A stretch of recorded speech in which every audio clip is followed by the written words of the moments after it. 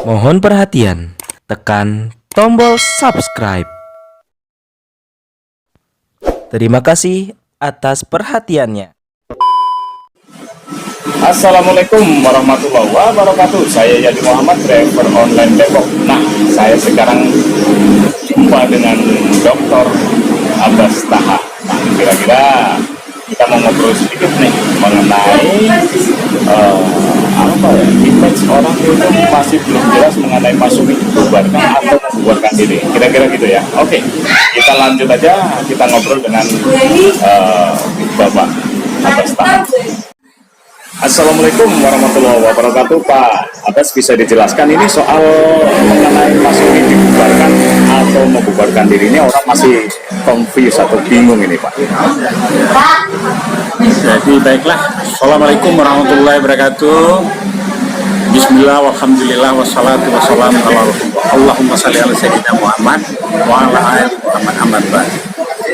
Memang gonjang ganjing tentang apakah Masyumi membubarkan diri atau membubarkan diri.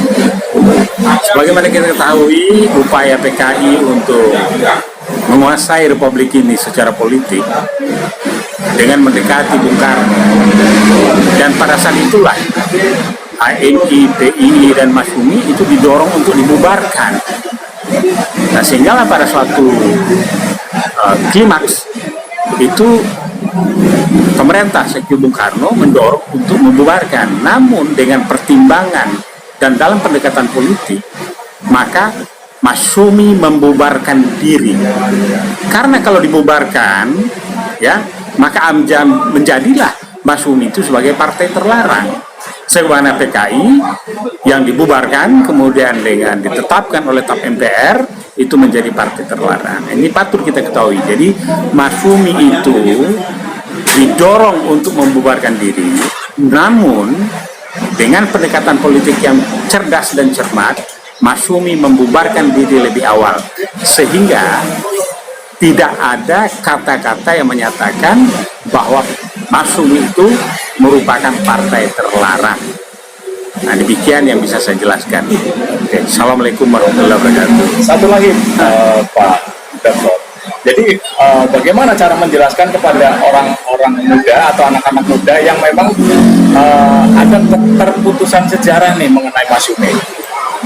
Jadi barangkali melalui YouTube, melalui ceramah, melalui pembekalan, dan juga kita sementara ini menggerakkan tokoh-tokoh masyarakat, para intelektual, dan juga mereka yang mengajar di perguruan tinggi sekolah, itu mengkomunikasikan bahwa kondisi Masyumi itu pada waktu lalu adalah sangat-sangat tidak suka dengan tampil dan munculnya Partai Komunis.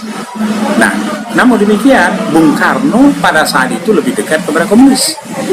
Nah, jadi langkah strategisnya adalah kita perlu nanti merumuskan yang memasukkan dalam kurikulum sejarah bagaimana PKI itu, ya, perjalanan hidupnya, perjalanan pergolakannya, perjalanan mereka itu menghabisi NKRI, dan bagaimana Masyumi itu mempertahankan dan juga menjaga kedaulatannya, dan kemudian terakhir adalah membubarkan diri agar tidak termasuk kategori partai terlarang.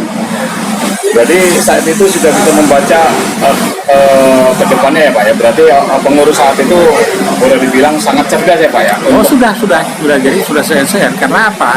Kita melihat mata rantainya adalah pada tahun 57 itu kan pertemuan ulama-ulama Indonesia itu sangat menentang adanya kebangkitan komunis itu.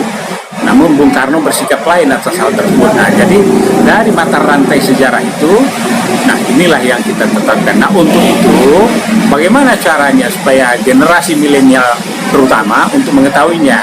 Nah, kita akan insya Allah ini kalau ada perubahan rezim, kita akan memasukkan jalan rekam jejak sejarah pembangunan bangsa ini, di mana yang 85% adalah peran daripada umat Islam itu sendiri. Oke, berarti nggak ada masalah dengan legalisasi? Tidak ada masalah, tidak ada masalah. Legalisasi nggak ada masalah? Legalisasi insya Allah ini dalam waktu dekat kita akan berjuang terus karena sebagai organisasi Masyumi yang akan bangkit kembali ini tentu harus melalui prosedur birokrasi yang ada. Nah, ini yang kita perjuangkan.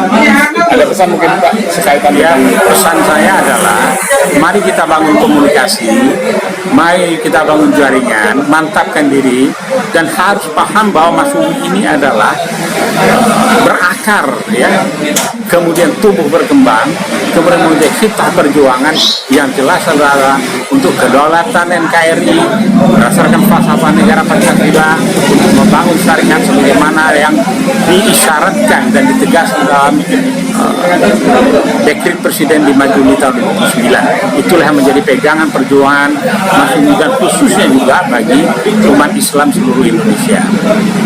Oke, menarik sekali bicara dengan Dr. Abbas Taha. Jadi sekali lagi ingat, Masyumi itu bukan dibubarkan ya, tetapi membubarkan diri. Oke, mungkin itu aja dari saya Yadi Muhammad. Assalamualaikum warahmatullahi wabarakatuh. Waalaikumsalam warahmatullahi wabarakatuh.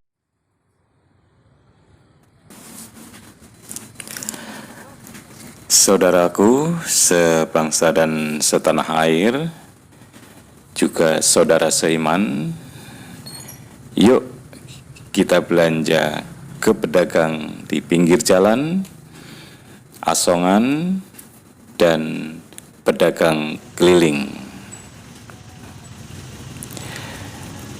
Dengan berbelanja kepada mereka, kita sudah menyelamatkan mereka dari kemiskinan.